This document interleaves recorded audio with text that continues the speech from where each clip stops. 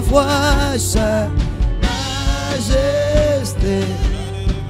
Gloire au roi des rois, à tout jamais.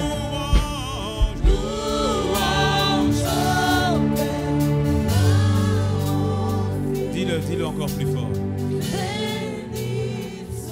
Béni soit le Saint-Esprit.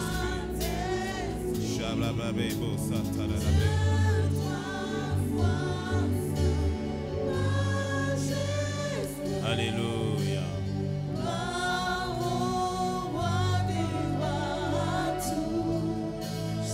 Dis-le encore, louange, louange, que cela émane du fond du cœur de quelqu'un. C'est beau.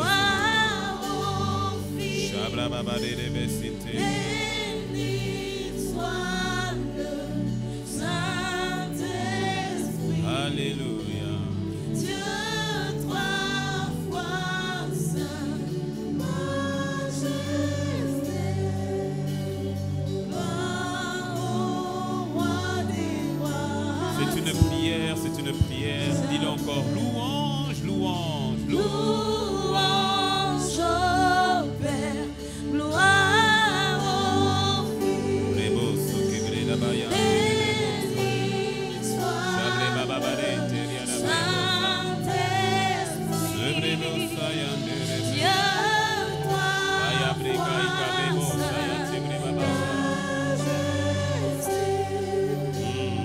gloire au roi des rois, à tout jamais.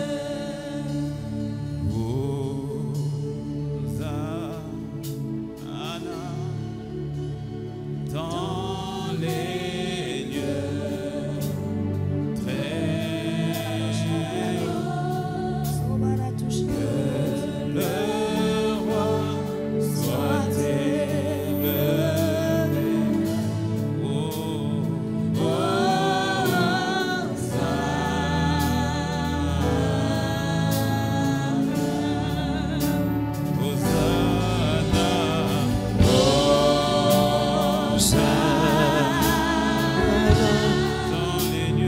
Dans les lieux très hauts, que le roi soit élevé.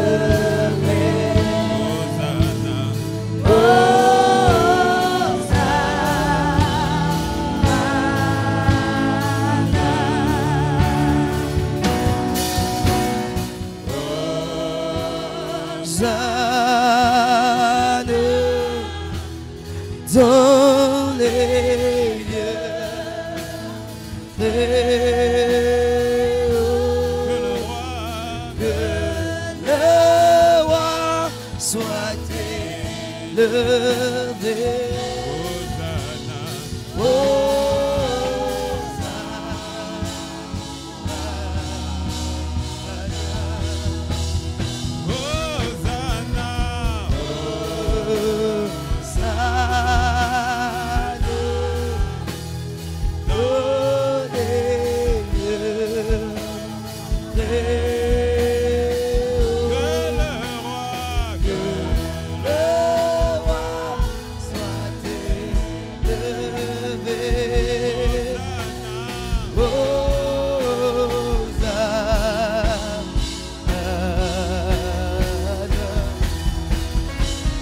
Tu es élevé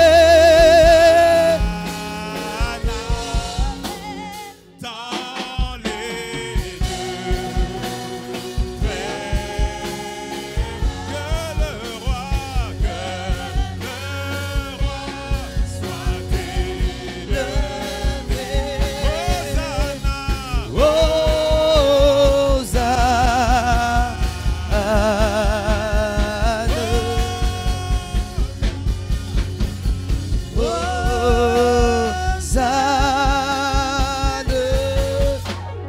dans les lieux très hauts, que le roi soit élevé.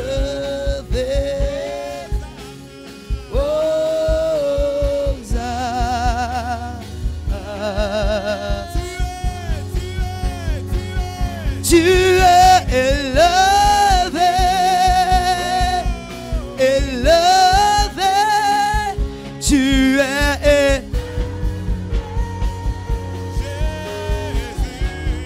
Jésus-Christ, tu es élevé. Élevé, tu es élevé. Jésus-Christ, tu es élevé.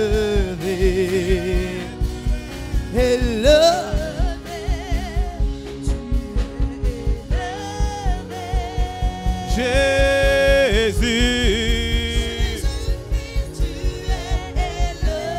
élevé, oui tu es glorifié, Jésus-Christ tu es glorifié, glorifié tu es. Jésus, tu es glorifié. Christ, tu es glorifié. Oh, Sharerebria baba baba baba. Magnifié, magnifié, magnifié, magnifié. Magnifié. Maintenant et à jamais. Maintenant et à jamais élevé.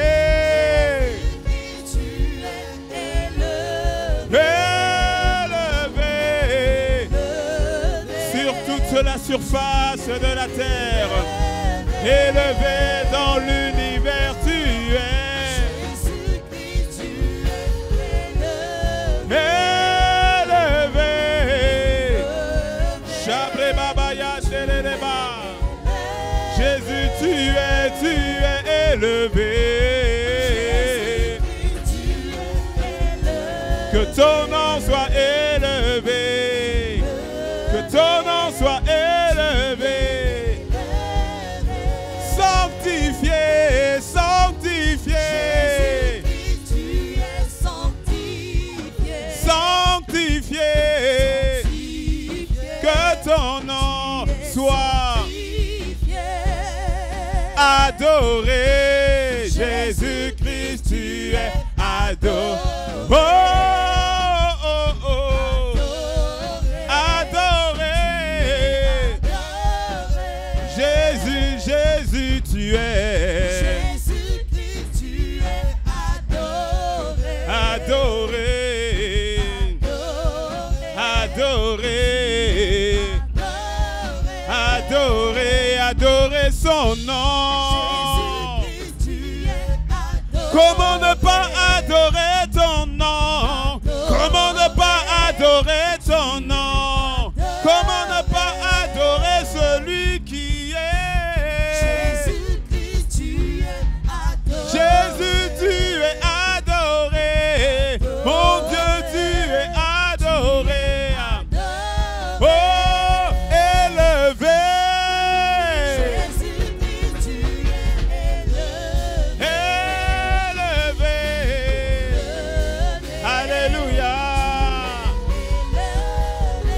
Jésus, Jésus, Jésus. Jésus-Christ, tu es élevé. Élevé. Élevé. Que le roi, que le roi, que le roi soit élevé. Que le roi soit élevé. Glorifié, que le roi soit glorifié. Glorifié, que le roi soit glorifié. Exalté, que le roi soit exalté. Exalté, que le roi soit exalté. Acclamé, que le roi soit acclamé. Acclamé.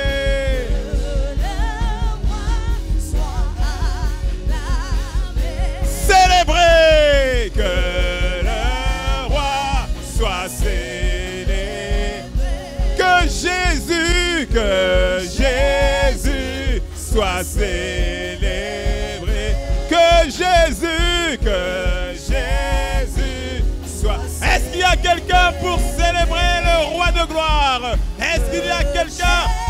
célébrer sa majesté. Que Jésus soit célébré. Hosanna, Hosanna, Hosanna, Hosanna, Hosanna, Hosanna au plus haut des cieux. Hosanna, Hosanna, Hosanna, oh, Hosanna, Hosanna, Hosanna, oh, Hosanna, Hosanna, Hosanna, Hosanna, Hosanna, Hosanna, oh, Hosanna, Hosanna, Hosanna, oh, Hosanna, Hosanna, Hosanna, oh, Hosanna, Hosanna, Hosanna, oh, Hosanna, Hosanna, Hosanna, oh, Hosanna, Hosanna, Hosanna, oh, Hosanna, Hosanna, Hosanna, oh, Hosanna, Hosanna, Hosanna, oh, Hosanna, Hosanna, oh, Hosanna. Le vainqueur, le roi des rois, sa majesté, celui qui a vaincu la mort, il est digne, il est digne. Oh, Hosanna, Hosanna, Hosanna, Hosanna, Hosanna, Hosanna, oh, Hosanna, Hosanna, Hosanna, oh, Hosanna, Hosanna, oh,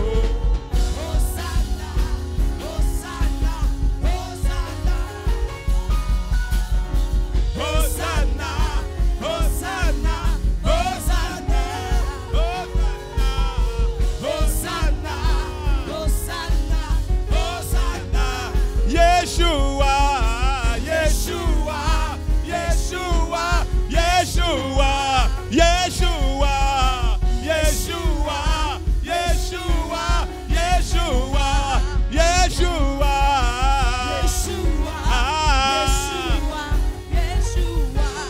Yeshua, Yeshua, Yeshua, Yeshua, hey, hey, hey, Yeshua, Yeshua, Yeshua, Yeshua,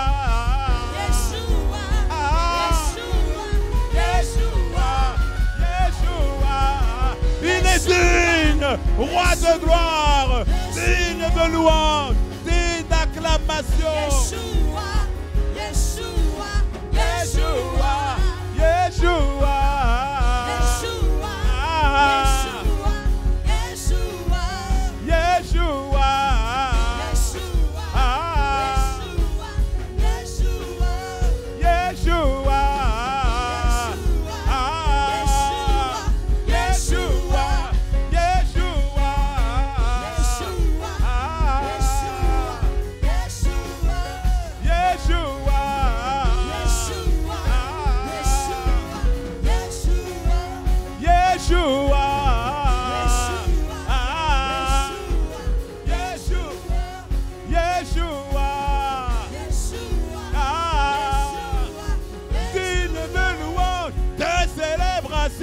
l'acclamation et l'adoration. Yeshua, Yeshua,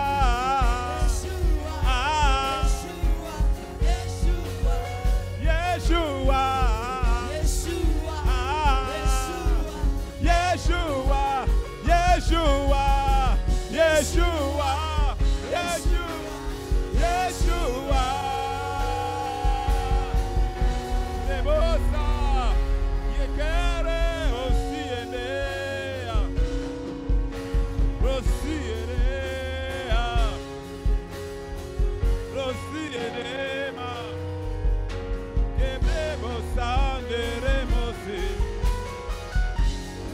baba baba bareneriandere basete.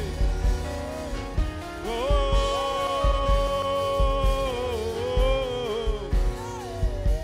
Brema brebo sande brebo se baba. Que bremande brebo se.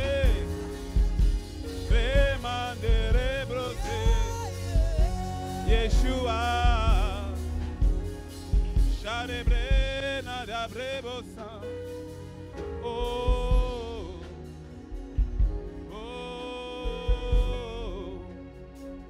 Hosanna, Hosanna, Yeshua, Yeshua, Roi des rois, Roi des rois, tu es roi, tu es roi. Yeshua, Yeshua, Yeshua, Yeshua, Yeshua, tu es roi, tu es roi, tu es roi des rois, roi des rois, roi des rois. Hosanna, Hosanna, Hosanna, Hosanna, Hosanna, Yeshua, Yeshua, Yeshua, Yeshua, Yeshua, Yeshua, Yeshua, Roi de gloire, Yeshua, notre Dieu, notre Roi, celui qui n'avait point regardé comme une proie à arracher le fait d'être l'égal de Dieu, mais celui qui s'est livré, celui qui s'est donné, celui qui s'est sacrifié, celui qui a accepté les 40 coups moins 1, qui a accepté l'ignominie, qui a accepté la douleur, qui a accepté le rejet, qui a accepté la honte, afin que moi je sois sauvé, accepté, libéré, glorifié. Quelle grâce! C'est toi que nous célébrons ce matin. C'est toi et personne d'autre. Toi et personne d'autre. Toi seul, Seigneur. Alléluia. Est-ce que quelqu'un peut faire monter une acclamation et une célébration envers sa majesté, le roi de gloire? Alléluia. Alléluia. Seigneur, nous te bénissons et nous t'honorons et nous t'aimons. Béni soit ton nom, dans le nom de Christ Jésus. Et est-ce que quelqu'un peut dire gloire à Dieu? Oh, est-ce que quelqu'un peut dire un bon gloire à Dieu? Oh, si tu es dans la joie de ce que le ressuscité vit en toi, fais monter une célébration. Alléluia. Gloire au Seigneur, gloire au Seigneur. Bienvenue encore pour ce culte de célébration spéciale Pâques où nous voulons vraiment manifester notre joie d'appartenir à ce grand roi. Alléluia. Voilà, avant de t'asseoir, salue 4-5 personnes que tu ne connais pas. Va chercher. Va chercher. Et tu lui dis gloire au ressuscité. Tu dis gloire au ressuscité. Tu vas chercher. Va chercher quelques personnes que tu ne connais pas. Et tu dis gloire au ressuscité.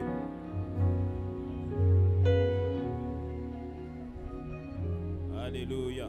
Gloire au ressuscité. Gloire au ressuscité. Alléluia.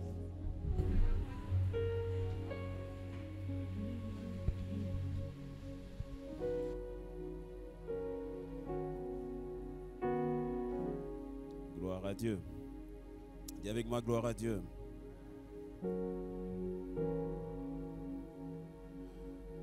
Vous savez, toute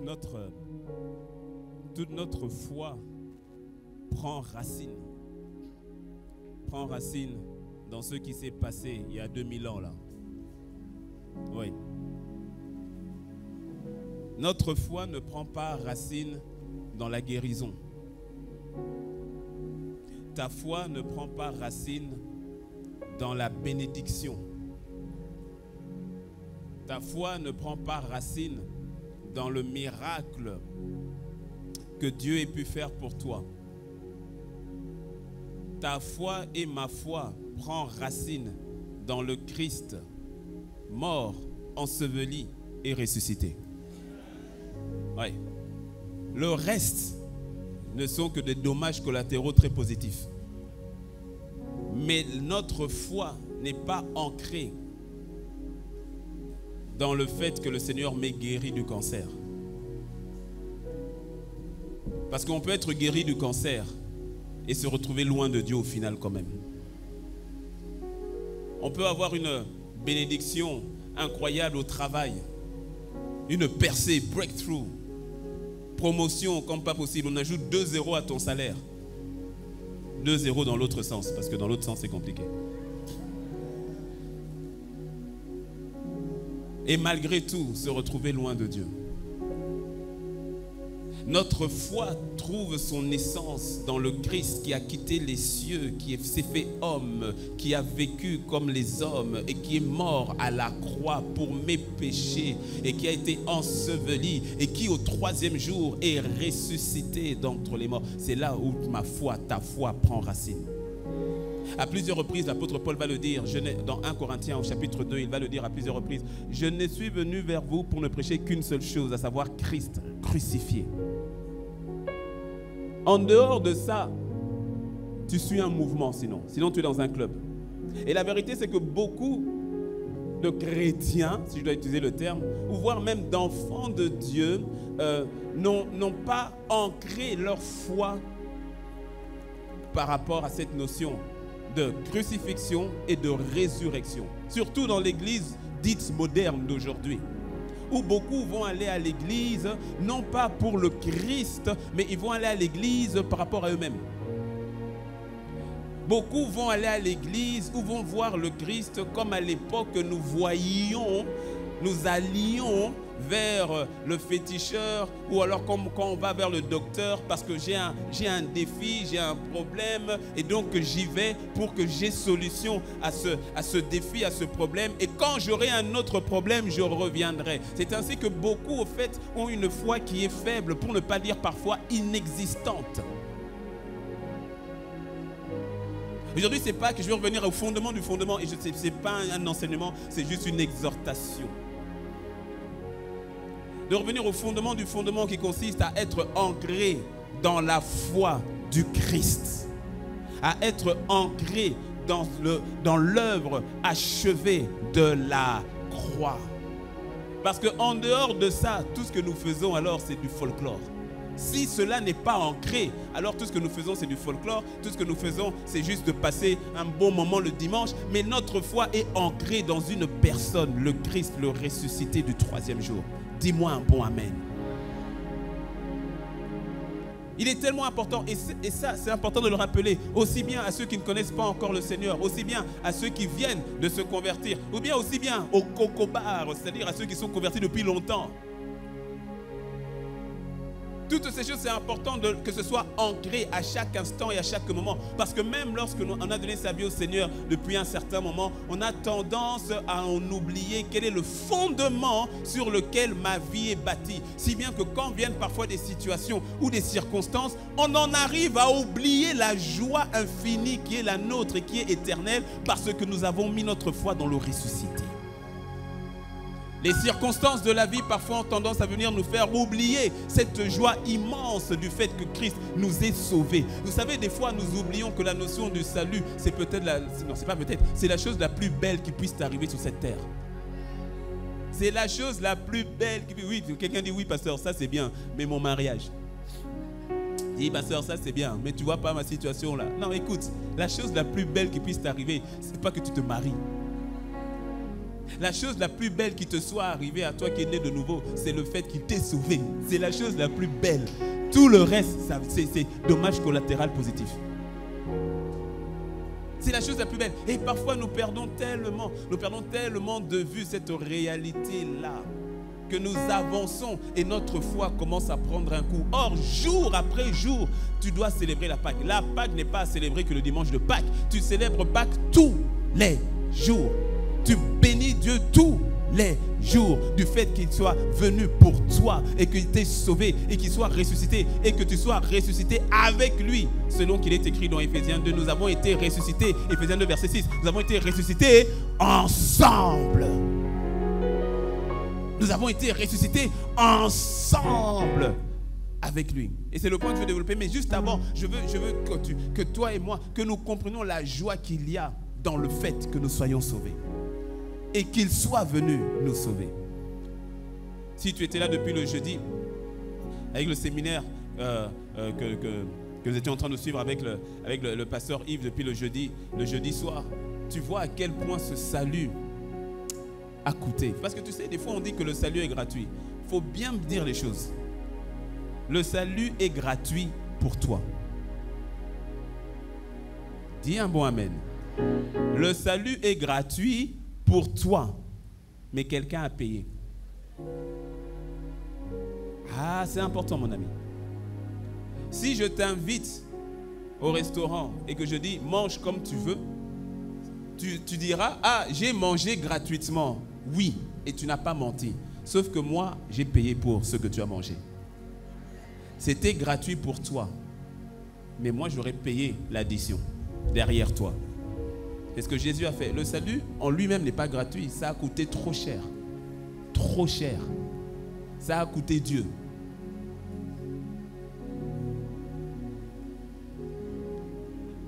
Dis-moi un bon amen. Ça a coûté Dieu. C'est pour ça, quand tu réalises cela, la vérité, quand tu réalises et que tu es ancré dans cette réalité, je dis bien tous les jours, il n'y a pas une seule circonstance qui te fait perdre la joie. Nous perdons notre joie, nous perdons notre foi lorsque notre regard se détourne, ayant le regard fixé sur Jésus, auteur et consommateur de notre foi. Hébreux 12, verset 2.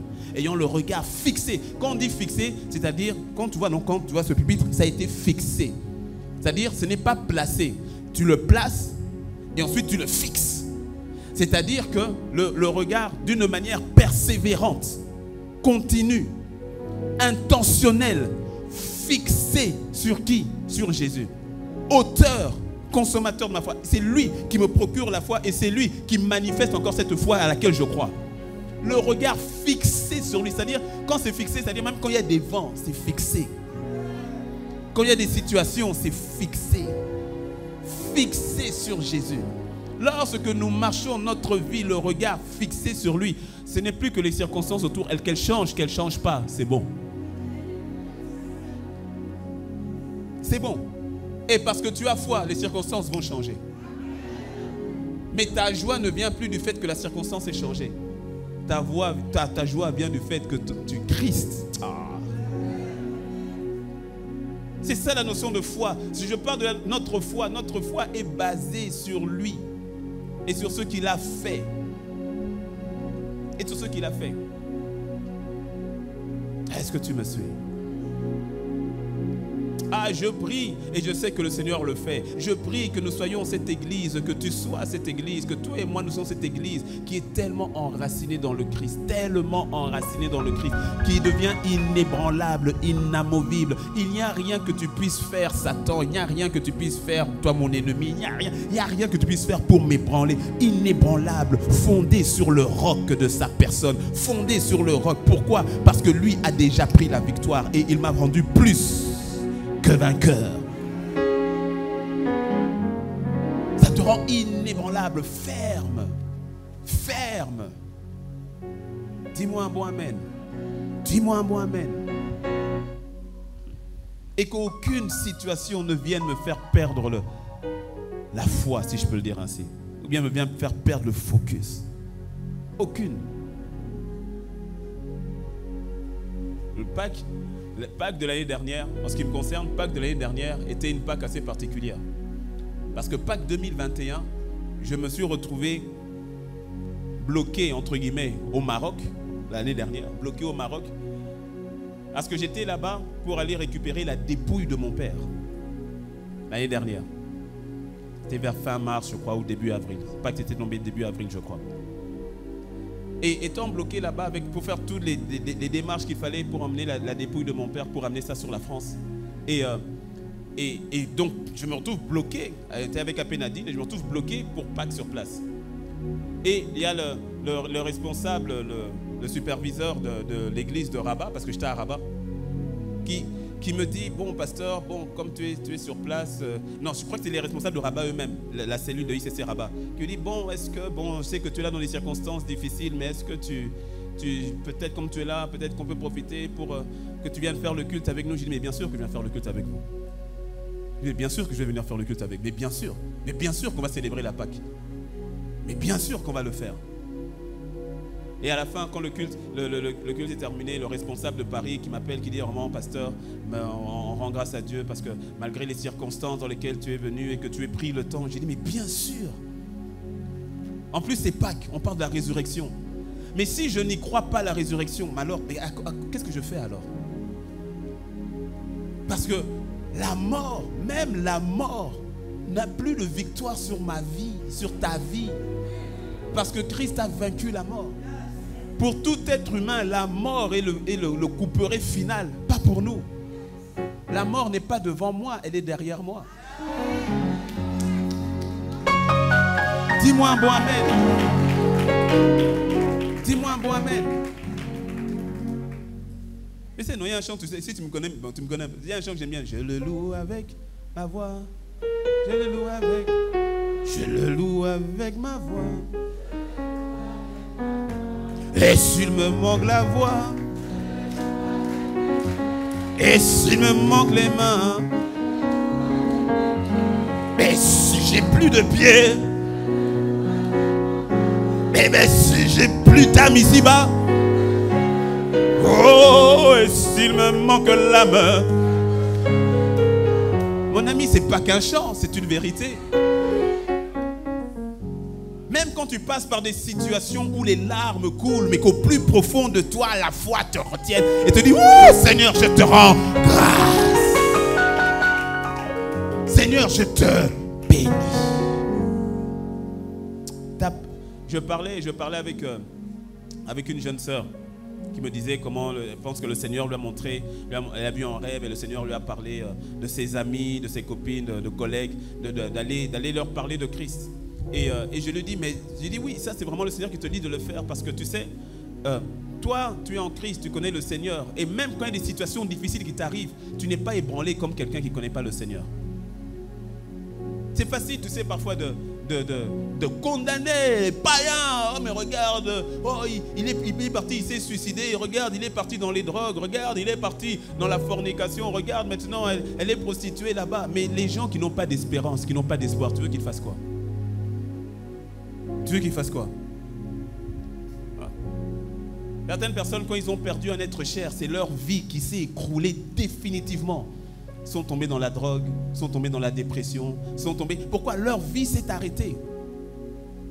Mais toi, tu passes par la même situation, mais il y a une espérance. Il y a une foi. C'est-à-dire, il y a quelque chose qui te retient.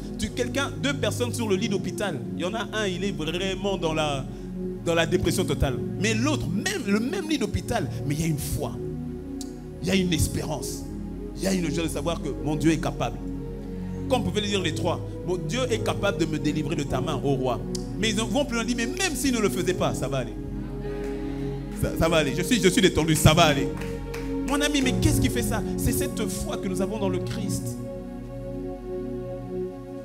C'est cette foi. C'est pour ça que la base de notre foi, je le répète, c'est Christ venu sur terre. Regarde dans 1 Corinthiens 15.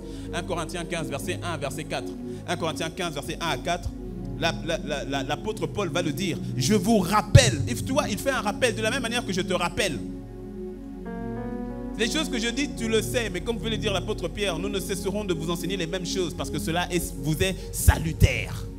Il dit, je te rappelle. Il dit, je vous rappelle, frère. Oui, toi aussi, sœur, tu es dedans. Frère, sœur.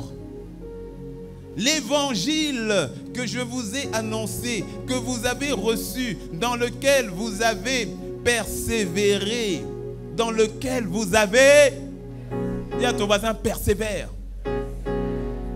Ah, persévère. Persévère dans le message de l'évangile. Persévère dans le message de la foi. Persévère dans le message d'espérance. Persévère dans le message d'amour. Persévère dans le message de l'évangile. Persévère. Quand on dit persévérer, ça veut dire qu'il y a des moments où on a envie d'abandonner, on a envie de lâcher, on a envie de mettre de côté. Que la grâce du Saint-Esprit, la puissance du Saint-Esprit te donne de persévérer. Dis à ton voisin, persévère. Persévérer dans lequel vous avez persévéré et par lequel vous êtes sauvés. Alléluia. Et par lequel vous êtes sauvés. Si vous le retenez tel que je vous l'ai annoncé. Autrement, pourtant il dit, si vous le retenez tel que je vous l'ai annoncé. Pas évangile, il n'y a qu'un seul évangile, c'est l'évangile de Jésus-Christ. Tel que je vous l'ai annoncé. Autrement, vous auriez cru, mais en vain. C'est-à-dire, vous auriez cru pour rien. Non, que cela ne soit pas ton partage dans le nom de Jésus. Alors, il précise, comment est-ce que je voulais enseigner? Regarde comment il résume. Je vous ai enseigné avant tout. Dis avec moi, avant tout. Avant tout. C'est-à-dire, il y avait d'autres choses. Mais avant toutes choses, voici ce que je vous ai dit avant toutes les autres choses. La fondation, le fondement, le roc. Avant toute chose, voici ce que je vous ai enseigné. Avant tout, je vous ai enseigné comme je l'avais moi aussi reçu que 1. Christ est mort. Pourquoi? Pourquoi? Non, dis mais. Pourquoi? Christ est mort pour tes péchés. Christ est mort pour nos péchés.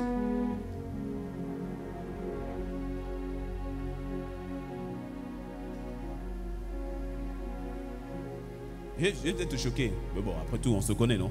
Mais il y en a certains, peut-être pas toi, peut-être ton voisin. Baisse pas la tête.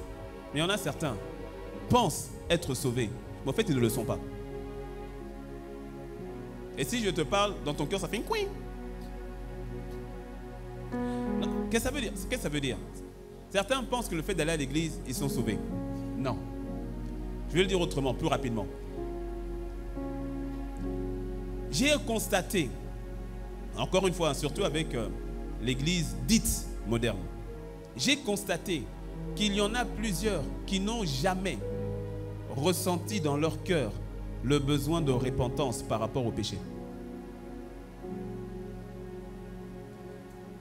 Ils n'ont jamais ressenti la tristesse de se découvrir pécheurs. Mais ils sont à l'église. Parfois ils sont à l'église et parfois ils vont même parfois servir. Hein.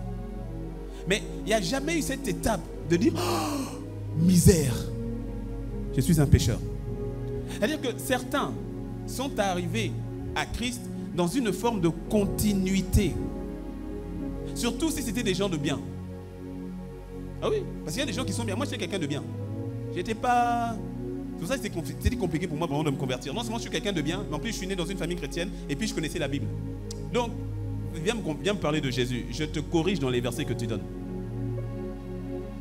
Et certaines personnes, en plus, qui se disent, de toute façon, moi je suis pas quelqu'un de mauvais. Je suis pas quelqu'un de... Moi j'ai jamais tué personne. Moi j'ai jamais pris le mari d'autrui, j'ai jamais pris la femme d'autrui. Moi je suis intègre au travail. Et d'ailleurs non.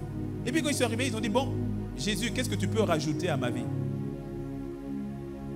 Ah là, Jésus, ça c'est bien, je prends. Ah ça c'est bien, je prends. J'ai remarqué qu'il y a certaines personnes qui n'ont jamais, ressenti la tristesse que procure le fait de se reconnaître pécheur. Et qui emmènent le cœur à crier à Dieu en disant, j'ai besoin d'un sauveur. Parce qu'on est sauvé. Si tu as besoin d'un sauveur, c'est que tu reconnais que tu es perdu. Mais il y en a qui ne se sont jamais reconnus perdus. Il n'y a jamais eu ce moment, cette étape de crier à Dieu, de dire oh, Seigneur, aie compassion de moi. Mais c'est important qu'on le dise. On parle, je reviens, je te dis, exhortation sur les fondements, c'est la Pâque. Mais c'est important de le dire, exhortation sur la foi. Notre foi, la simplicité de notre foi. C'est important de le dire parce qu'il y en a si tu ne passes pas par cette étape, la probabilité malheureusement est plus que forte que tu ne sois pas sauvé comme tel. Parce que sinon Jésus t'aurait sauvé de quoi? De ton problème? Jésus n'est pas venu nous sauver de nos problèmes, Il est venu nous sauver de la source de tous nos problèmes, c'est-à-dire le péché. C'est-à-dire le péché. S'il n'y a jamais, et je te dis, hein, même si tu te dis être quelqu'un de bien, si tu n'as jamais, tu t'es jamais repenti, c'est-à-dire tu n'as jamais vu ta situation de pécheur qui t'a poussé à dire Seigneur, je te demande grâce. Seigneur, je suis voué à l'enfer, je suis voué à la perdition. Sans toi, je ne suis rien, je ne peux rien. Je crie à toi, Père, je crie à toi. S'il n'y a jamais eu cette étape-là, ce n'est pas impossible. Je dis bien, ce n'est pas impossible, parce que Dieu aussi fait mais ce n'est pas impossible que quelque part, la foi là, parce qu'il est venu nous sauver de nos péchés.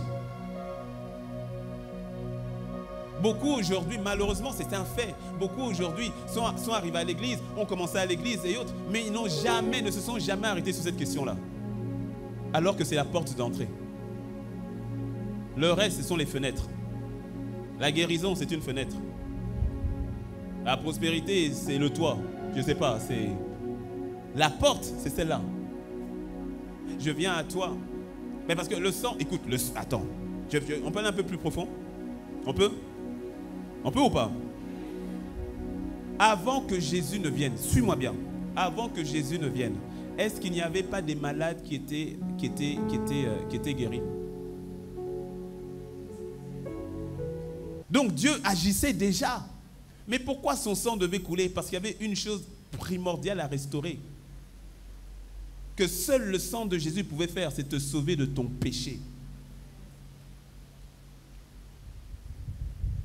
Non mais dis-moi un bon amen. Et pour cela, tu ne peux pas comparer Jésus à qui que ce soit. Des fois, il y a des débats, et même dans le cœur de certains enfants de Dieu, il y a des questions, on se dit, ah, mais là-bas aussi, on dirait que ça marche. Ah, mais là-bas aussi, ceux qu'ils font là, on dirait qu'ils prospèrent hein, sans Jésus. Mais c'est parce que tu as perdu de vue t'as perdu de vue le fondation de la foi. Et c'est ainsi que certains arrivent à dire, ah, là-bas, on dirait que chez les francs architectes, là-bas, mais ils n'ont pas Jésus, mais on dirait qu'ils ont de l'argent. Ah, mais là-bas, on dirait qu'ils n'ont pas Jésus, mais pourtant, on dirait qu'il y a eu une guérison miraculeuse là-bas. Ah, mais là-bas et tout. Mais on s'en moque, on s'en désintéresse. Parce qu'il n'y a aucun endroit où tu pourras dire, ah, on dirait que là-bas, ils ont été sauvés de leurs péchés.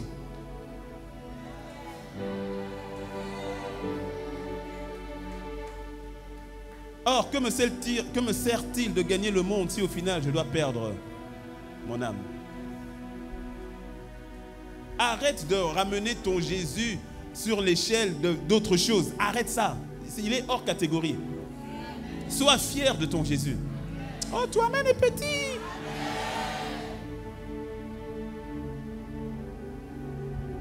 C'est ce qui fait, et tu vois, c'est ce que je dis qui fait que la foi de plusieurs est faible. Parce que dès qu'il y a une situation ou une circonstance, on va commencer à regarder à des choses, en fait, tellement éphémères. Tellement éphémères. Dans Luc, le Seigneur parle d'une histoire dans Luc 16, où il parle du riche. Il parle du riche qui était riche, qui avait beaucoup d'argent, mais qui avait vraiment un mauvais cœur. Et on parle à côté du pauvre Lazare. Et ensuite, les deux sont morts. Les deux sont morts. Et regarde, les deux sont morts, sauf que les deux maintenant vont prendre deux destinations différentes. Deux destinations différentes. Les deux meurent, et dans Luc 16, au verset 22, le pauvre mourut et il fut porté par les anges dans le sein d'Abraham. Le riche mourut aussi et il fut enseveli. Maintenant, verset 23. Dans le séjour des morts, il leva les yeux et tandis qu'il était en proie au tourment, il vit au loin Abraham et Lazare dans son sein. Et Lazare dans son sein. Tu vois, ce sont des choses, des points qui sont d'une simplicité, mais au fait d'une profondeur que tout enfant de Dieu au quotidien, pas le jour de Pâques, au quotidien, doit demeurer, c'est-à-dire enraciné dedans et tirer toute sa force, toute sa foi, toute sa joie par rapport à cette réalité-là. Dis-moi un bon amen. Dis-moi un bon amen. Oh. Et Pourquoi est-ce que Jésus a versé son sang pour nous sauver de notre péché? Parce que regarde, dans cette histoire de Luc 16, il y a quelque chose qui nous est révélé.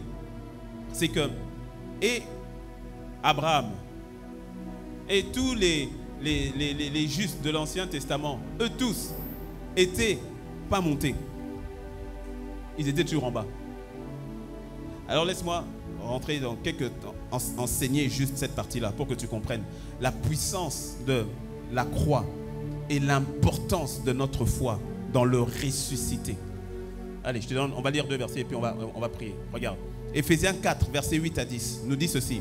C'est pourquoi, en parlant de Jésus, il est dit, étant monté en haut, il a emmené des captifs et il a fait des dons aux hommes. Or, que signifie il est monté, sinon qu'il est aussi descendu? Où ça? Dans les régions inférieures de la terre. Verset 10. Celui qui est descendu, c'est le même qui est monté au-dessus de tous, au-dessus de tous les cieux, afin de remplir toutes choses. Il y a beaucoup de choses qu'on pourrait dire. Je vais m'appesantir sur le verset 9. Il est monté, sinon... Or, que signifie il est monté, sinon qu'il est aussi descendu? Pas simplement sur terre, mais dans les régions inférieures. Et vous me faites quoi? Allô? La régie, là, vous me faites quoi? Je sais pas. Merci. Et qu'il est descendu dans les régions inférieures, de la terre. Ah, dis avec moi gloire à Jésus. Non, dis avec moi merci Seigneur Jésus. Ce que Jésus est venu faire, c'est au-delà des guérisons, des miracles. C'est au-delà, c'est bien plus profond. Tu te rappelles dans Jean 6. Dans Jean 6, Jésus a fait le miracle de la multiplication des pains et des poissons. Quand il y a la multiplication des pains et des poissons, automatiquement, les gens commençaient à suivre Jésus. Jésus est parti de l'autre côté, les gens l'ont cherché pendant 3 jours. Ils ont dit, ah mais Jésus, tu étais où? Mais on te cherche. Mais toi, tu t'es caché, mais c'est comment? On te cherche, mais nous, on veut te suivre. Jésus dit, hey. C'est parce que hier, vous avez mangé. Et aujourd'hui, vous avez encore faim. Il dit, bon, comme vous avez faim, je vais vous donner la nourriture. Prenez mon corps. C'est une nourriture. Prenez mon sang.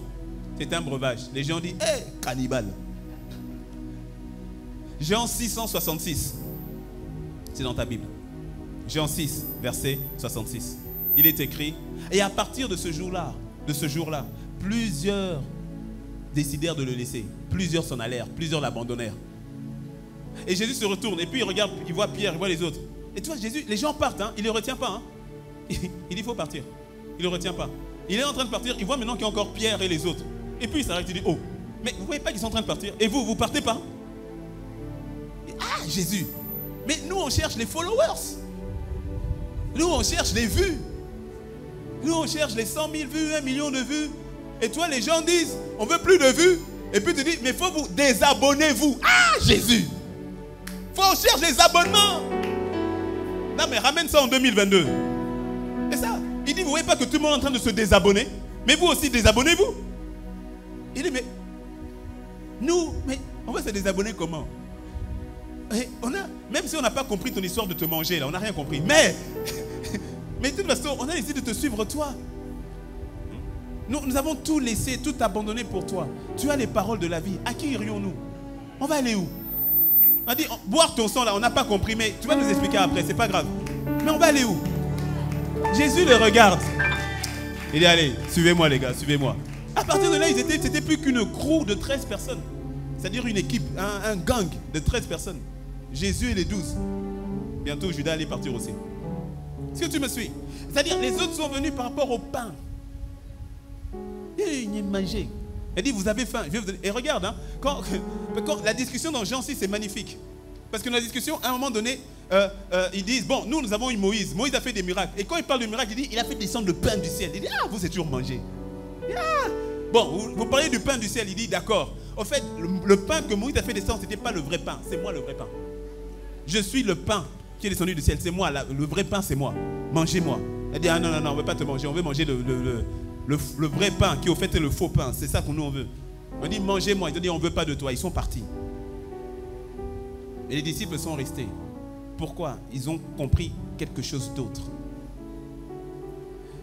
Quand le Seigneur te guérit, c'est pour que tu te rappelles. Il te fait du bien parce qu'il aime te faire du bien. Mais c'est pour que ta foi soit encore plus forte en lui. Quand le Seigneur fait un miracle dans ta vie, c'est pour que tu t'accroches encore plus à lui, que tu saches qu'au fait, il est véritablement celui qui dit qu'il est. Et donc toutes ces choses, pourquoi Jésus, si ça s'arrêtait qu'à ça, pourquoi Jésus serait là à la croix? Parce que quand il était là, les gens étaient guéris. Quand il était là, les gens mangeaient.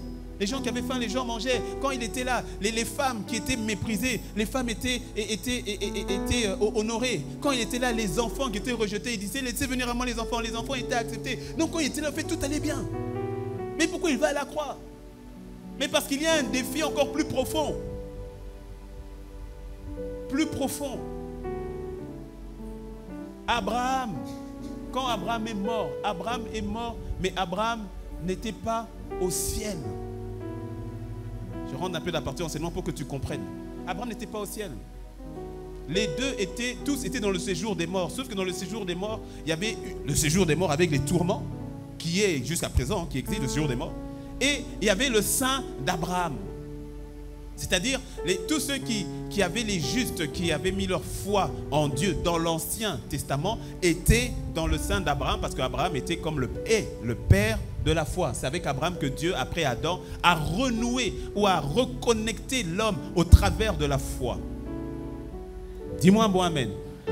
C'est pour ça que tout le monde, ils disaient tous, nous avons pour père Abraham. Abraham qui était donc père de la foi. Et donc, tous ceux qui mouraient avec la foi en Yahvé se retrouvaient donc dans le sein d'Abraham. Mais ils n'étaient pas en haut, ils étaient en bas. C'est pour ça que Jésus a dû descendre pour aller les chercher et remonter avec eux. Dis-moi un bon amen. Et remonter et repartir avec eux. L'œuvre de Christ, mon ami, elle est beaucoup plus profonde. Beaucoup plus profonde. C'est pour ça que tous les jours de ta vie, tu dois dire, Seigneur, je te bénis. Je te rends grâce. Je te rends grâce. Le Seigneur est allé les chercher, les Abraham, les David, eux tous là. Il allait les chercher, eux tous qui étaient dans le sein d'Abraham, il allait les chercher. Il va dire, allez, on monte. Il allait délivrer les captifs, il va dire, allez, on monte. Je vous libère une bonne fois pour toutes. La croix nous a donné la victoire sur ce que seul Jésus est capable de donner la victoire. La victoire sur quoi? La victoire sur la mort. La victoire sur quoi? La victoire sur le péché. La victoire sur qui? La victoire sur Satan.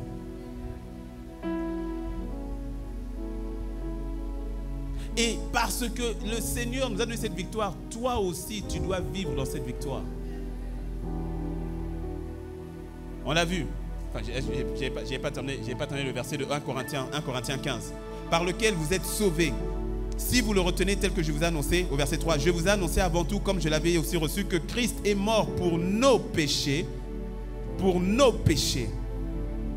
C'est le point sur lequel on était, sur nos péchés, c'est-à-dire de comprendre, de saisir que le Seigneur m'a sauvé par rapport à mon péché. La Bible dit, car tous ont péché. Romains 3, verset 23. Car tous ont péché et sont privés de la glorieuse présence de Dieu, sont privés de la gloire de Dieu. Et tous sont gratuitement justifiés par la foi, par la grâce de Dieu, au moyen de leur foi. Tous, tous, par la rédemption qu'il y a en Christ Jésus. Qu'est-ce que c'est que la rédemption? C'est le fait que Jésus ait pris ta place. La rédemption, c'est au fait, c'est un rachat, c'est une rançon qui est payée. Le Seigneur vient et prend ta place. Toi et moi, on devait mourir. On devait mourir. Et des fois, quand on parle de la notion de mort, là, c'est pas que la mort physique. La mort physique n'est pas un problème, mon ami. Le gros problème, c'est pas la mort physique. Hein. Le gros problème, c'est s'il y a une seconde mort derrière. Ça, c'est un vrai problème. D'ailleurs, en tant qu'enfant de Dieu, je répète, la mort n'est pas devant toi, elle est déjà derrière toi. Sois délivré de la peur de la mort. Ton amen même est un amen de... Sois délivré de la peur de la mort. La mort n'a pas de puissance sur toi. Tu ne quitteras pas cette terre tant que Jésus n'a pas dit que tu quitteras la terre. Tes enfants ne quitteront pas cette terre tant que Jésus n'a pas dit qu'ils quitteront la terre. Arrête d'avoir peur de la mort. Arrête d'avoir peur de la mort par rapport à tes enfants. J'entends quelqu'un, tu as trop peur pour tes enfants. Eh, Seigneur, mes enfants. Eh, mes enfants, n'aie pas peur. Dis-moi un bon amen. Et de toutes les manières, la mort est derrière toi. J'ai été plus que, je ne sais pas comment le dire, enseigné, en même temps encouragé. C'est vrai que j'ai aussi été peiné parce que c'est un père dans le corps de Christ, mais en même temps j'ai été encouragé. Et simplement j'ai dit gloire à Dieu. Pour ceux qui connaissent le Bishop Dag, Howard Mills. Si tu ne connais pas, vraiment tu dois connaître quand même. Non, mais c'est quand même, on parle quand même des généraux dans le corps de Christ. Ok, il est ghanéen, il est au Ghana. C'est vraiment, aujourd'hui, je peux dire, dans le corps de Christ, il fait partie de ces généraux évangélistes qui, à la hauteur de Reinhard Bonke et de Billy Graham. Si tu ne connais pas Reinhard Bonke et Billy Graham, réponds-toi. Non. Comment tu connais bien les choses des autres et les choses de la maison du royaume de Dieu, tu ne connais pas? Ce sont des... Non. Tu vas chercher tout à l'heure si tu ne connais pas Reinhard Bonke, Billy Graham, Bishop Dag et Howard Mills. Quand tu sors d'ici, tu vas chercher. Sur Google. Oh, ça va aller. Bishop Dag, vendredi dernier, était en train de faire le Good Friday. Et donc, c'est un grand événement avec des milliers de personnes. Et il y a des milliers de dames qui sont venues au Seigneur, des milliers qui ont donné leur vie à Christ. Et pendant que Bishop était en train de prêcher et qu'il était en train d'emmener les gens à Christ et tout cela, la veille, il venait de perdre son fils aîné. David. 31 ans, je crois. Il venait de perdre son fils aîné. Il a perdu son fils aîné, je crois que c'est le jeudi dernier. Il a perdu son fils aîné jeudi. Et vendredi, il est en train de prêcher devant des foules. C'était un mélange de... Je me dis, est-ce que moi à sa place, quand tu es ça, alors tu dis, il a perdu son aîné. Moi, je vois ma fille aînée. Je dis, Jésus. Mais c'est comme ça que tu manges aussi, c'est ce qu'on appelle les herbes amères. C'est-à-dire, c'est comme ça aussi que tu n'attends pas que des choses compliquées arrivent avant de décider maintenant d'agir d'une certaine manière. Et quand j'ai vu ça, j'ai dit, Seigneur, fais-moi grâce. Je ne prie pas que ça m'arrive. Non, je ne prie pas que ça m'arrive. Qui est fou? Non, je ne prie pas que ça m'arrive. Non, c'est une prière bizarre, ça. Si je fais ça, c'est pas normal. Mais, ça fait partie des choses où je me suis dit, mais si, Seigneur, d'une manière ou d'une autre, cela devait arriver, je choisirais de continuer de te servir. Je n'abandonnerai pas. Je ne lâcherai pas. Je continuerai. Est-ce que tu me suis? Est-ce que tu me suis? Je vois le visage de ton voisin qui dit, ah, mais c'est ça notre foi. Oh, miséricorde. C'est ça notre foi. C'est ça qui fait la différence. Le ressuscité. Il n'y a pas de résurrection sans mort. Hein? Le ressuscité. C'est ça qui fait que Seigneur, je ne te lâcherai pas. Sur les sommets, je bénirai ton nom. Dans les vallées, je bénirai ton nom. Dans la richesse, je glorifierai ton nom. Dans la disette, je célébrerai ton nom. Seigneur, dans la santé, je louerai ton nom. Dans la maladie, je célébrerai ton nom. Seigneur, parce que tu es le sujet de ma foi. Le sujet de ma foi. Le sujet de ma foi.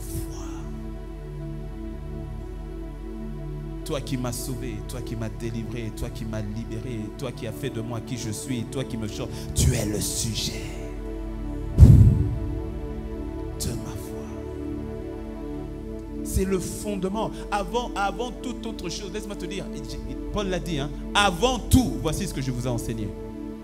Avant tout, c'est ça. C'est le fondement. Et c'est ça maintenant qui me permet de vivre pleinement par sa grâce tout ce que le Seigneur a acquis par son sang à la croix. C'est mon fondement. C'est ton fondement. Dis-moi un bon amen. Dis-moi un bon amen. Et je termine, tu vois, la magnifique et bonne nouvelle. C'est que... Hein? Je t'entends, ça fait oui. Éteins-le et relance-le. Non, ça entre Arnaud et moi, on s'entend, on sait. Ah voilà. Alléluia. Ce qui est magnifique, tu vois, c'est que le Seigneur a été enseveli. Il est venu, je reviens dans 1 Corinthiens 15, verset 3. Je vous ai enseigné avant tout, comme je l'ai aussi reçu, que Christ est mort pour nos péchés selon l'Écriture, qu'il a été enseveli et qu'il est ressuscité le 3e jour, encore une fois, selon les Écritures. Le Seigneur a été enseveli, mais il n'est pas resté sous terre. Il n'est pas resté sous terre. Il en est sorti, mais il n'est pas sorti seul. Il est sorti avec toi et avec moi. Si le Seigneur n'est pas resté enseveli, toi non plus, tu ne restes pas enseveli. Enseveli par quoi? Encore une fois, c'est ce qu'on dit, la puissance qui a été vaincue, la puissance de la mort, la puissance du péché, la puissance de Satan. Le Seigneur a eu la victoire totale, complète. S'il a eu cette victoire, c'est que tu l'as aussi. Parce que la Bible nous dit dans Ephésiens 2, verset 6, que nous avons été ressuscités ensemble. Lorsque le Christ est monté, toi et moi, nous sommes montés avec lui. Lorsque j'ai mis ma foi en lui, je suis monté avec lui. Lorsque j'ai accepté que j'étais un pécheur et que j'ai crié à lui, j'ai dit, Seigneur, sauve-moi. Seigneur, aie compassion de moi, miséricorde pour ma vie. Seigneur, je t'en supplie, sauve-moi. Seigneur, grâce, grâce. Et que j'ai accepté son pardon, automatiquement je me suis retrouvé en lui. Et lorsqu'il est monté, je suis monté avec lui. Lorsqu'il est assis actuellement dans les lieux célestes, je suis assis avec lui dans les lieux célestes. Nous avons été ressuscités ensemble, ce qui veut dire que tu n'es pas enseveli. L'ensevelissement par rapport au péché d'hier qui veut te retenir, tu en as été libéré. Par rapport aux fautes d'hier qui veulent t'ensevelir, tu en as été libéré. Par rapport aux malédictions d'hier qui tenaient ta famille, tu en as été libéré. Tu dois confesser, croire et confesser le fait que je suis ressuscité avec lui. Je suis monté avec lui. Je suis en lui. Je suis avec lui. Rien ne peut m'ensevelir. Quand tu ressens dans ta vie des situations qui veulent... Être enseveli, c'est quoi? C'est être enterré. Et quand tu es enterré sous terre, on remet la terre sur toi, on met la poussière sur toi. Et donc tu es là-bas. Et quand tu es enterré là-bas, là-bas, il y a la décomposition, là-bas, il y a la chaleur, là-bas. Tu es sous terre, être enseveli. Mais Jésus n'est pas resté enseveli, il en est ressorti. Et tu es ressorti avec lui. Je dis bien tu es, pas que tu... Allez, dernier passage, viens avec moi dans Ephésiens 2. Je le cite, on va le lire. Et ce sera notre dernier passage.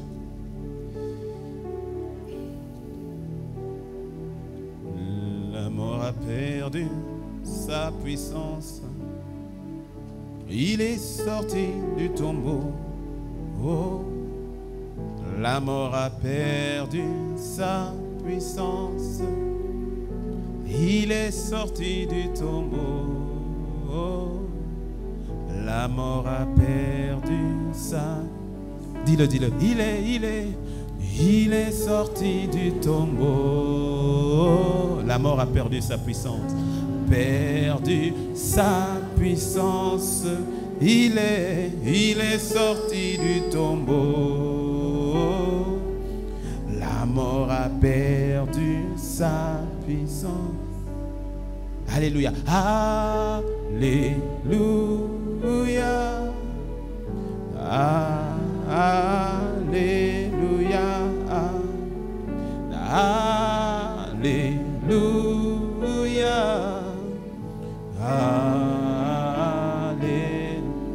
Il est vivant pour toujours. Il est vivant pour toujours. C'est pourquoi j'ai l'espérance. C'est pourquoi j'ai l'espérance. Il est vivant pour toujours. Il est vivant pour tout. Oh, dis-le avec le cœur. Dis-le avec le cœur. C'est pourquoi j'ai l'espérance. Dis-le encore. Il est vivant. Il est vivant pour toujours. C'est pourquoi j'ai l'espérance.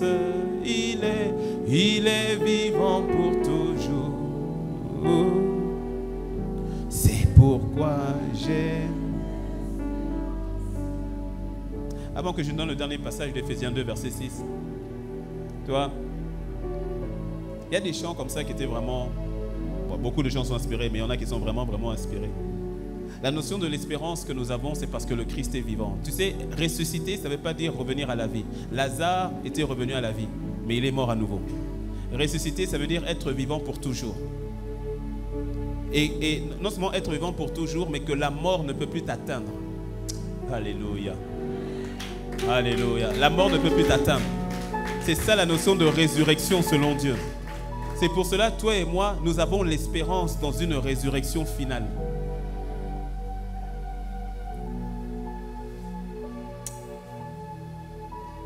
Ok, laisse-moi changer la fin de mon message. Toi et moi, nous avons une espérance dans notre résurrection finale. Éphésiens, tu vas comprendre, Éphésiens 2, verset 6 nous dit « Il nous a ressuscités ensemble et nous a fait asseoir ensemble dans les lieux célestes en Jésus-Christ. » Il nous a ressuscités et nous a fait asseoir dans les lieux célestes en Christ Jésus. C'est ton cas. C'est déjà, on ne dit pas « il va le faire », il nous a ressuscités. Ton esprit est déjà ressuscité avec le Christ. Dis-moi un bon amen. C'est pour ça que nous sommes en lui ressuscités. Gloire soit rendue au ressuscité. Gloire soit rendue au ressuscité. Gloire soit rendue au ressuscité. Écoute, ce n'est pas histoire, c'est une réalité. Mais regarde maintenant là où notre espérance se joue. Viens avec moi dans Romains 8, Dans Romains 8. Alléluia.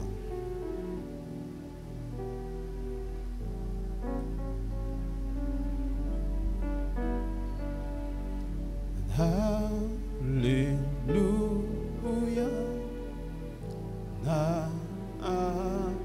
Romains 8 au verset 24, il y a un passage que quand on lit des fois il peut nous troubler.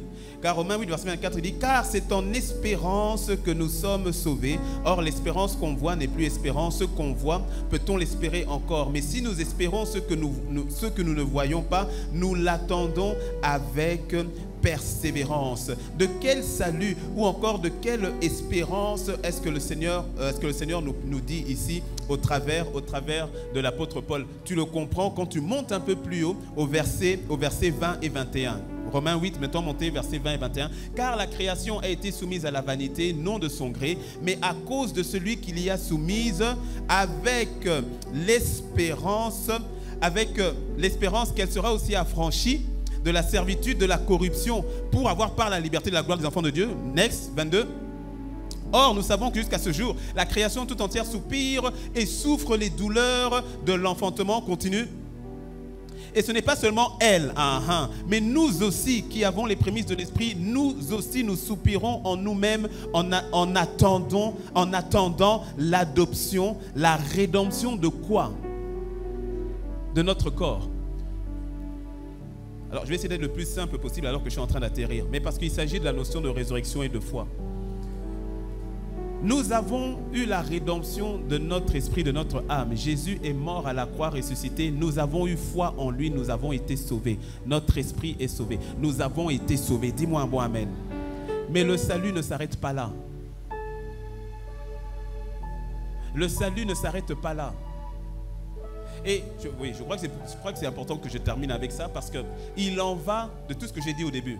De comment tenir, ce qui t'emmène à tenir ferme, à avoir la foi, à demeurer joyeux, à demeurer dans la joie et persévérant. C'est ce que la résurrection de Christ nous donne. La résurrection de Christ, au fait, est une espérance pour toi et moi dans le fait que nous serons comme lui, nous aussi. Et beaucoup d'enfants de Dieu ne comprennent pas ça ou ne saisissent pas cela. Il y a une espérance qui est à venir, où nous aurons la rédemption, cette fois-ci pas de notre âme, pas la rédemption de notre esprit, mais la rédemption de notre corps. Qu'est-ce que cela veut dire? Ça veut dire que nous deviendrons comme lui. Rappelle-toi, quand Christ est ressuscité, il est venu, il a commencé à parler avec les disciples. Et quand il parlait avec les disciples, ah, c'est un fantôme. Et puis il a dit non, je ne suis pas un fantôme. Et puis c'est pour ça qu'il dit, mais donnez-moi à manger, je vais manger. Il dit, un esprit ne mange pas. Un esprit n'a pas de corps. C'est pour ça qu'il dit à Thomas, il dit, touche-moi. Touche-moi, mets ton doigt. En fait, Jésus est dans une dimension de glorification. Il n'est pas esprit.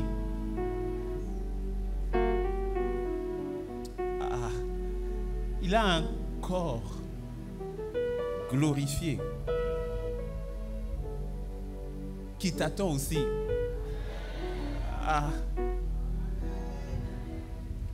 La dimension de Jésus que tu vois, Jésus ressuscité, ce n'est pas que son partage à lui, c'est aussi notre partage à nous. De la même manière que Jésus apparaissait, il apparaissait ici, et puis il est là-bas, et puis il traverse les murs et tout cela, c'est ce qui nous attend aussi. Oh, ton amen là est petit.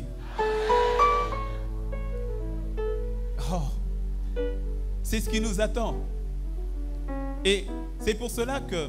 Ah, Seigneur, il faut qu'on atterrisse. Mais c'est pour cela qu'au fait, la résurrection du Seigneur, à chaque fois que tu penses à la résurrection du Seigneur, le Christ ressuscité, tu dois voir en espérance ce qui t'attend, ce qui nous attend. Et tu sais, un corps, ce n'est pas pour le domaine de l'esprit. C'est pour le domaine terrestre. Pourquoi est-ce que Jésus a été glorifié dans son corps? Mais c'est parce qu'il y a toute une vie qui arrive, qui ne sera pas dans le ciel, mais dans le millénium sur cette terre et dans la nouvelle Jérusalem, où le ciel et la terre ne feront qu'un. Et on parlera d'une nouvelle terre, de nouveaux cieux.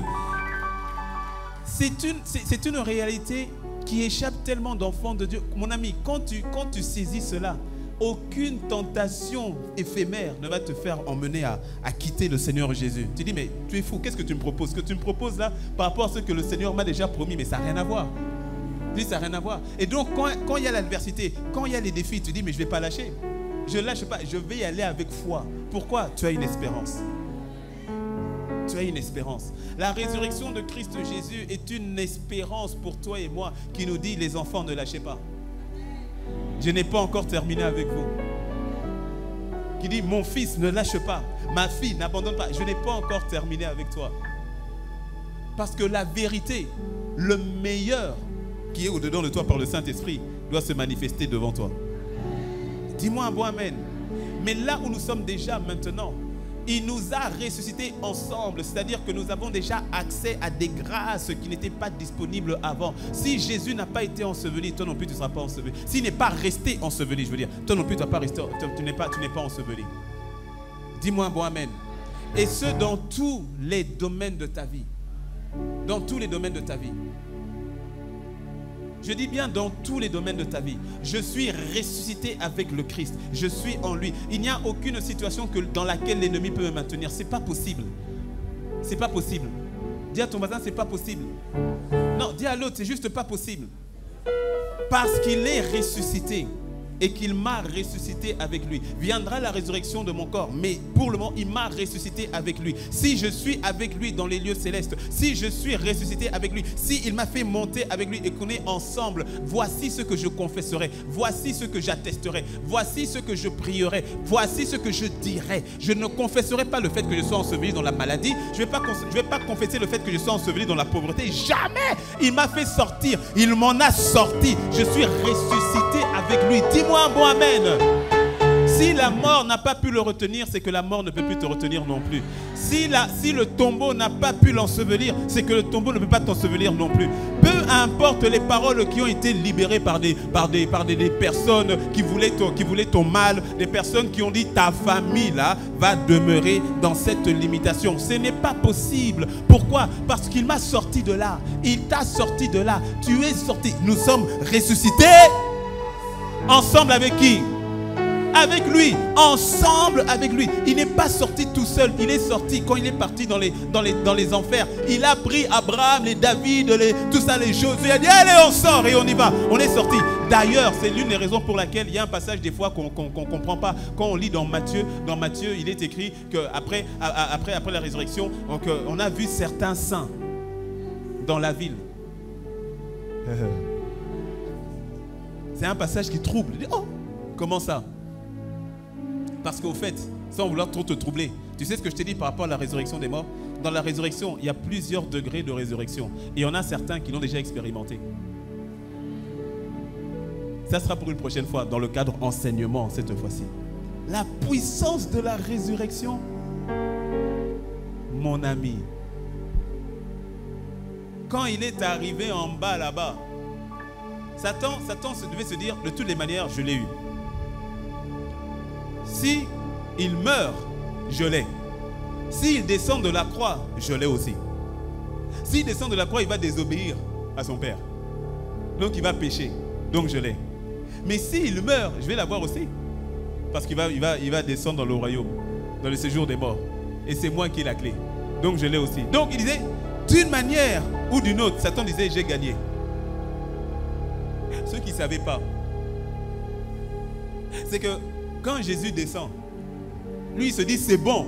Je crois qu'ils ont dû jubiler un moment, de faire une fête. Non, tu sais, à Golgotha, là, tous les démons de l'univers, de la terre, là, tous les démons de la terre étaient là. Ils ont dit, notre ennemi juré. Là, on avait Adam.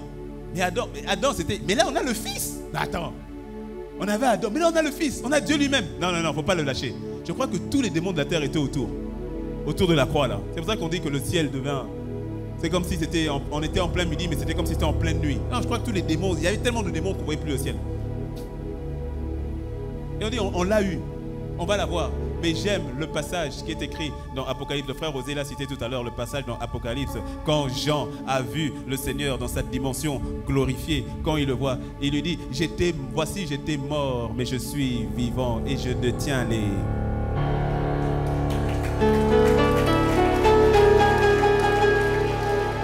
Je détiens les clés. Je crois que quand, je ne sais pas exactement comment ça s'est passé en bas là-bas. C'est l'une des choses que j'aimerais bien voir quand je serai au ciel. J'irai au cinéma du ciel. Ah, moi je te dis, je dois voir tout ce qu'on lit dans la Bible. Moi je veux voir exactement comment ça s'est passé. Et donc, mais je me dis, le temps qu'on ait vraiment la révélation totale et complète, mais je me dis que quand le Seigneur est descendu, ça jubilait. Il est descendu, on dit, oh on l'a eu. Il est descendu, défiguré. Rappelle-toi, il avait été défiguré à la croix, complètement défiguré et tout cela. Donc là, on l'a frappé. Et laisse-moi te dire, tu sais, ce que le Seigneur a subi à la croix, c'est pour que toi et moi nous n'ayons plus à le subir en enfer. La souffrance qu'il a subie, c'est pour que toi et moi nous n'ayons plus à subir cette souffrance en enfer. Gloire soit rendue. Ouh! Le tourment qu'il a connu, la passion, comme on appelle la passion de Christ, ce tourment qu'il a connu, c'est pour t'éviter ce tourment-là en enfer de manière éternelle. Fou! Et donc quand il est arrivé, certainement, tous les esprits de Jézabel, les esprits de Mammon, les esprits des sirènes des eaux, eux tous devaient être en train de jubiler. On l'a eu, le tout-puissant là, on l'a eu, on l'a attrapé. Peut-être qu'on l'a mis dans, je sais pas moi, dans une forme de cachot là-bas, j'en sais rien. Je dis pas que c'est la Bible, je dis pas que c'est la Bible, hein. Je dis pas que c'est comme ça que c'est passé. Ça c'est moi qui... Non, parce que quelqu'un va dire, ah, hérésie et tout. J'ai dit, ça c'est moi. Pas... Mais on l'a mis de l'autre côté et tout, ça jubilait. Et puis Satan était sur son trône. Et puis il était trop content. Vraiment, il a dit, envoyez-moi les champagnes des enfers, tout cela. La femme envoyait les champagnes avec les verres de terre à l'intérieur. Je vais boire. Envoyez-moi tout cela. Il était tellement content et tout. Et puis à un moment donné, je ne sais pas, au bout du deuxième, troisième jour, il entend un bruit de l'autre côté. Il ne comprend pas. Il dit, pop, pop, pop, pop, pop. Il dit, il y a quoi? Qu'est-ce que c'est quoi? Gérer les prisonniers là-bas et tout. Et puis pop, pop, pop, pop, pop. Il dit, mais c'est quoi? Et puis après, il envoie ses gardes du corps. Il dit, mais allez voir. Et puis il envoie ses gardes du corps. Et puis il voit, pop, pop, pop. Et puis il voit, pouf. Il dit, oh. Il envoie les autres démons. Il dit, mais allez voir ce que c'est. Quand les démons, ils vont en entendant, bah, bah, bah. Et puis, pouf. Tu vois les démons qui tombent par terre en train de fuir. Il dit, qu'est-ce qui se passe? Et puis tout à coup, il dit, mais normalement, il n'y a pas de lumière ici chez moi. Et puis on voit une sorte de lumière. Pourquoi? Parce que la Bible nous révèle que la personne du Saint-Esprit est... Rappelle-toi, Éphésiens nous le dit qu'il a été ressuscité. La puissance qui agit en nous, la toute puissance qui a libéré, qui a ressuscité le Christ. Le Saint-Esprit attendait simplement le bon timing. Mais je crois qu'il a déployé sa puissance. Il est tout puissant, mais il a dû le déployer de manière particulière. Et puis le Saint-Esprit qui descend en force.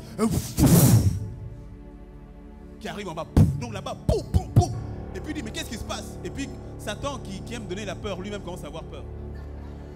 Il commence à ressentir, qu'est-ce qui se passe? Il entend des et puis à un moment donné, il voit la porte de son truc qui s'ouvre. Et il voit Jésus, il dit non. Il dit, Jésus qui dit si. Il dit non. Il dit si. Et là tout à coup, il commence à comprendre. Il dit, Non. Jésus le regarde, il dit, si. Et puis il s'approche. Il vient, et toi il est tétanisé, c'est Jésus, il le voit dans toute sa gloire, il est tétanisé. Et puis il s'approche, il n'a pas besoin de le frapper, de le taper et tout. Il s'approche d'abord et puis il regarde d'abord au niveau de sa ceinture. Il voit, bah, il attrape la ceinture au niveau de Satan. Il regarde, clé de la mort, tout cela. Il arrache. Et puis il le regarde, il dit, je reviens. Il faut qu'il monte d'abord. Il monte. Quand il arrive, Hébreu nous révèle qu'il est rentré dans le temple qui n'a pas été fait de main d'homme. Il est rentré non pas avec de l'argent ou avec de l'or, il est rentré avec son propre sang. Il arrive, et là quand il est en train de passer, je peux imaginer les anges qui sont en train de se couvrir la face. Il est en train d'arriver et il passe et tout le monde se prosterne à côté. Tout le monde, parce que la Bible dit le mystère caché. Les anges ne savaient pas pourquoi est-ce que Jésus est allé à la croix, pourquoi son sang a coulé. Et donc Jésus qui arrive ensanglanté avec son sang, il arrive et tu as le Père qui est là devant le trône. Le Père, il a la larme qui coule de la joue du Père, mais en même temps il dit, fils, ça m'a fait mal de te frapper, ça m'a fait mal de t'envoyer là-bas, ça m'a fait mal, mais je l'ai fait à cause de Teddy, je l'ai fait à cause d'Isabelle, je l'ai fait à cause de Jean, je l'ai fait à cause de Joao, je l'ai fait à cause de Nadine, je l'ai fait à cause de ses enfants. Si je t'ai frappé mon fils, c'est parce qu'il fallait que tu y ailles pour les sauver eux. Pour les sauver eux. Et Jésus qui avance devant le Père et dit, Père, je sais. Seigneur, il dit, mon Père, je sais. Ce n'était pas facile pour toi, ce n'était pas facile pour moi, mais ça en valait la peine. Et puis il dit, voici cette fois-ci, non pas le sang d'un animal, mais c'est mon propre sang. Et ce sang parlera pour l'éternité. Plus besoin des sacrifices, plus besoin des boucs, plus besoin. Voici, l'agneau de Dieu a été immolé une fois et une fois pour toutes. Il est venu déposer le sang devant le Père. Et le Père qui dit, maintenant tout est fait, c'est fait. Maintenant quiconque aura foi en toi sera définitivement sauvé. Dis-moi un bon amen. Mais ce n'était pas fini. Parce qu'il avait dit à Satan, je reviendrai. Et c'est là où intervient Colossiens 2, au verset 14. Où il dit, maintenant Satan, viens, on va aller faire un tour de l'univers. À l'époque, lorsque un roi battait un autre roi, tu sais ce qui se passait? Il prenait le roi vaincu était accroché au char. Il était accroché au char. Mettez-moi, mettez-moi parole vivante. Colossiens 2, version parole vivante. Colossiens 2. Version parole vivante, mettez-moi le verset 14 et surtout le verset 15. Version parole vivante, Colossiens 2, verset 15. Version parole vivante. Il a dit, maintenant Satan, il l'emmène, il dit, je vais en finir avec toi. Allez-y, parole vivante, Colossiens 2, verset 15, parole vivante. La version du second dit, il a dépouillé les dominations et les autorités et les a livrées publiquement en spectacle en triomphant d'elles par la croix. Parole vivante, faites-moi signe. Allez, on a la fin. Ok, c'est bon? La version, au fait, ce que tu dois comprendre, c'est qu'à l'époque, quand un roi battait un autre roi, qu'est-ce qu'il faisait? Tu prenais le roi déchu et le roi vainqueur le mettait et l'accrochait à son char. Et donc, il était accroché au char comme ça. Et le roi qui avait gagné allait dans le royaume du roi vaincu. Il faisait tout le tour du royaume avec leur roi attaché. Pour dire, votre roi n'est plus, je suis. C'est moi qui ai gagné. La Bible dit, il a pris, Colossiens 2, verset 15, il a dépouillé les dominations et les autorités. Dépouillé, c'est-à-dire désarmé, les armes que l'ennemi avait. Laisse-moi te dire, il a été désarmé. Ces armes de l'ennemi ne fonctionnent que lorsque tu ne sais pas qu'il est désarmé. Mais une fois que tu comprends qu'il est désarmé, tu agis maintenant avec autorité. Les dominations, il les a désarmées, les autorités dépouillées et les a livrées publiquement en spectacle. C'est ça, publiquement en spectacle. Il les a drainés devant tout l'univers. L'autre version dit devant l'univers entier. Il les a drainés. Il a démontré au ciel, sur la terre, sous la terre, dans tout l'univers que Jésus, il est le roi, que le Christ est le roi, que Christ a gagné. Et comment? En triomphant d'elle. Allah! Allah! Allah! Oh, lève-toi et acclame le Seigneur. Rebroso tebre babasha. Kerebroso keteria nebrosaya tererebiasa. Chebrebosa. Il est digne de louange. Il est digne de louange. Notre Dieu, notre roi. Magnifique Seigneur. Glorieux Seigneur. Celui qui a vaincu. Celui qui a vaincu. Aucun diable, aucun démon, aucune entité, aucune autorité n'a pu le vaincre. Raison pour laquelle dans ta vie, dans ma vie, personne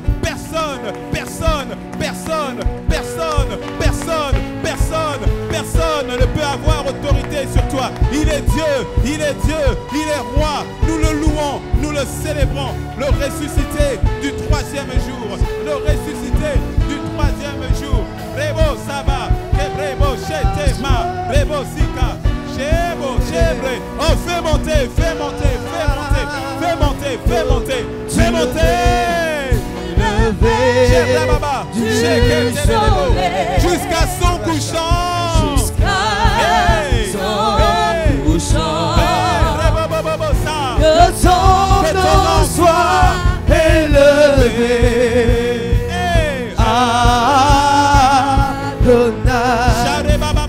Du lever du soleil jusqu'à son couchant. Jusqu'à son couchant.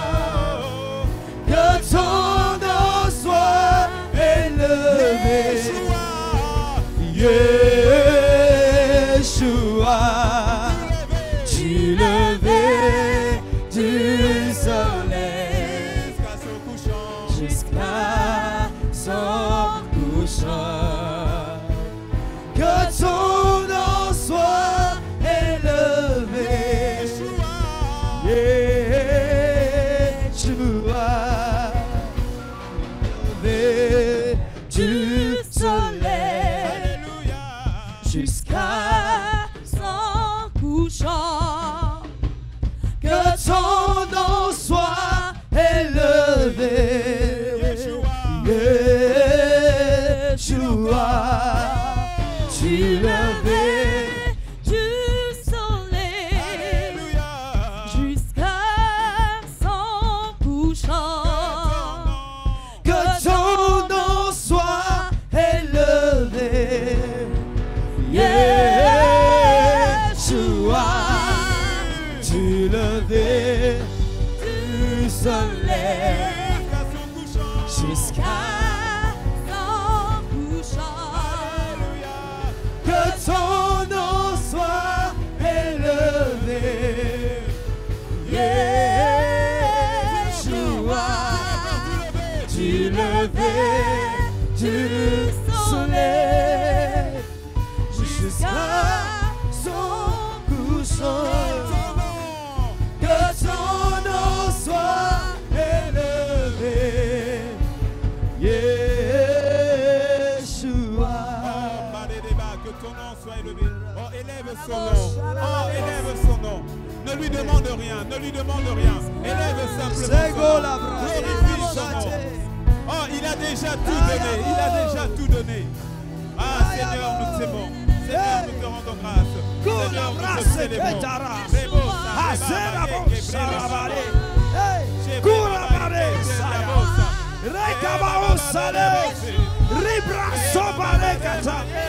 Tarabashero Sobaya. Materagoba. Sharabos. Sharabos. Sharabos. Rabaketo Rabaya Rabos. Hey.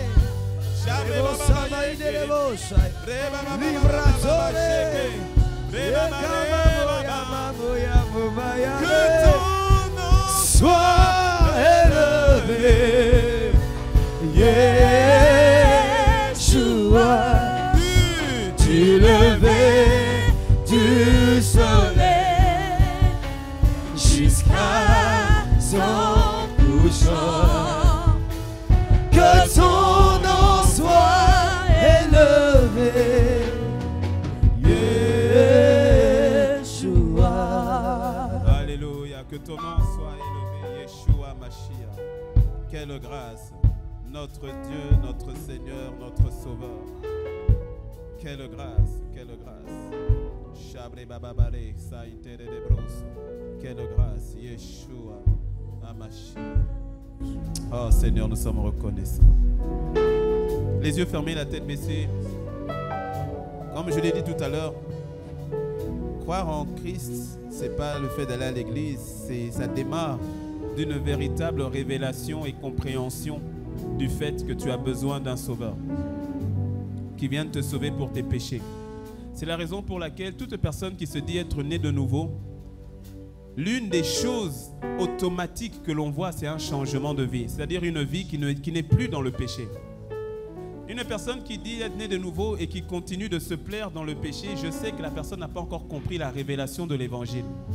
Parce que l'évangile, lorsqu'une personne a rencontré le Christ, on n'a même plus besoin de lui dire d'abandonner le péché.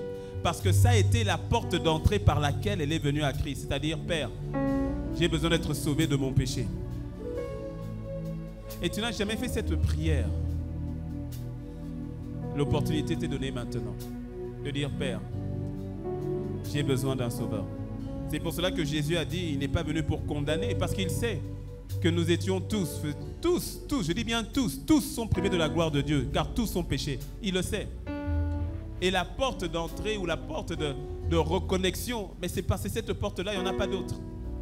C'est pour cela qu'on dit Jésus, notre sauveur.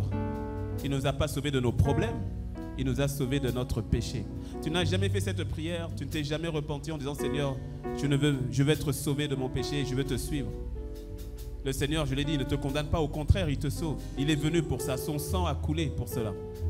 Il n'y a que Jésus qui peut le faire. Ni Mohamed, ni Bouddha, ni un pasteur, ni un imam, un prêtre, ni Marie, ni qui que ce soit. Il n'y a que le sang de Jésus, il n'y a que Jésus, il n'y a rien d'autre, personne d'autre. Un seul médiateur entre Dieu et les hommes, rien d'autre. Les yeux fermés, la tête baissée, tu n'as jamais pris cette décision, mais tu dis, pasteur, je veux prendre cette décision, aide-moi, je veux faire cette prière. Nous avons les yeux fermés, la tête baissée, mais si c'est ton cas, lève la main là où tu es et je vais prier pour toi. Si c'est ton cas, lève la main distinctement là où tu es et je vais prier pour toi. Dans la salle du bas, dans la salle du haut, lève distinctement afin que je puisse prier pour toi. Il n'y a pas de décision qui soit plus importante que celle-là. Et qu'en ce jour de Pâques, qu'il y ait la résurrection véritable dans ta vie. Tu n'as jamais fait cette prière, alors lève la main et je vais prier pour toi. Nous gardons les yeux fermés, nous gardons les yeux fermés. Gardons les yeux fermés. Dans la salle du bas aussi, lève ta main et je vais prier pour toi. Alléluia. Seigneur, merci. Seigneur, merci. Nous gardons les yeux fermés. Si tu as levé la main, mets-toi debout ou reste debout. Les autres, asseyez-vous. Mais si tu as levé la main, mets-toi debout ou bien reste debout. Les autres, asseyez-vous. Les autres, asseyez-vous. Parce qu'il n'y a pas de décision qui soit plus importante que celle-là. Que le Seigneur te bénisse, mon frère. Reste debout, je vais prier pour toi. Et on a aussi une personne dans la salle du bas. Que le Seigneur vous bénisse. Restez debout. Je vais prier pour vous. Vous qui êtes debout, mettez la main sur votre cœur. Mettez la main sur votre cœur. Alléluia. Et répétez après moi, du plus profond du cœur. Dites avec moi, Seigneur Jésus. Et toute l'église nous accompagne. Seigneur Jésus, je te dis merci pour ton amour, pour ta parole et pour ta grâce dans ma vie. Aujourd'hui, je viens à toi, tel que je suis.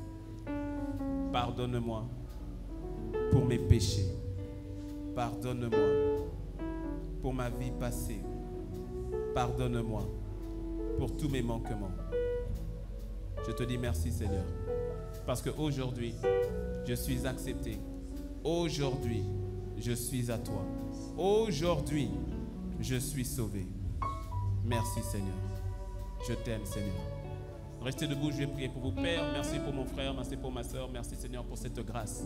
Il n'y a pas de décision qui soit plus importante que celle-ci lorsque un pécheur revient à toi. C'est la raison pour laquelle ton sang a coulé. Ton sang n'a pas coulé d'abord pour qu'on ait de meilleures maisons. Ton sang n'a pas coulé d'abord pour que nous ayons de meilleures voitures, que nous ayons de meilleures infrastructures. Non, ton sang a coulé pour racheter l'homme de la perdition. Alors Seigneur, merci. Merci pour ce miracle qui s'opèrent maintenant dans la vie de mon frère, dans la vie de ma soeur. Je les recommande à ta grâce. Cette belle œuvre que tu as commencée, achève-la parfaitement, totalement, complètement dans la vie de nos bien-aimés. Dans le nom de Jésus, nous avons ainsi prié. Et quelqu'un dit un bon? Quelqu'un dit un bon? Est-ce qu'on peut acclamer le Seigneur pour nos bien-aimés? Que le Seigneur... Oh, fais une meilleure acclamation. C'est la raison pour laquelle le sang a coulé. Que le Seigneur vous bénisse, bien-aimés. On est en train de vous donner une fiche, un carton. C'est que vous puissiez simplement le remplir et puis nous donner, vous donner nos coordonnées, nous donner vos coordonnées. On veut vous accompagner dans cette marche et vie nouvelle que vous avez faite.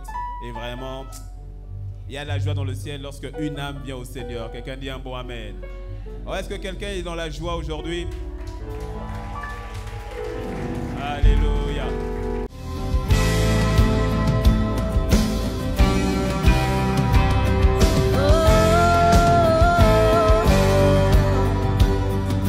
Bonjour Majesté, je m'appelle Fofo Fresh. Chaque dimanche, voici comment tu peux faire pour apporter ta dîme et ton offrande avec MTN. Étape 1, étoile 400 dièse. Étape 2, saisir 2, Momo Pay. Étape 3, saisir 1, achat de biens et services.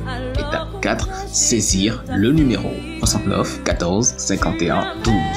Étape 5, renseignez le montant, ensuite le motif de votre transaction, dîme, don, offrande, etc. Étape 6, entrez votre code PIN personnel. Le nom qu'elle se fera votre transfert est Impact Centre Chrétien P2M. Avec Flouze, étoile 155, étoile 4, étoile 1, étoile 11, 314, étoile le montant de votre offrande ou de votre dîme, étoile 1, étoile votre code secret, dièse. Que chacun donne comme il a résolu en son cœur, sans tristesse ni contrainte, car Dieu aime celui qui donne avec joie. À bientôt. Sur l'amour triomphe toujours. Oh,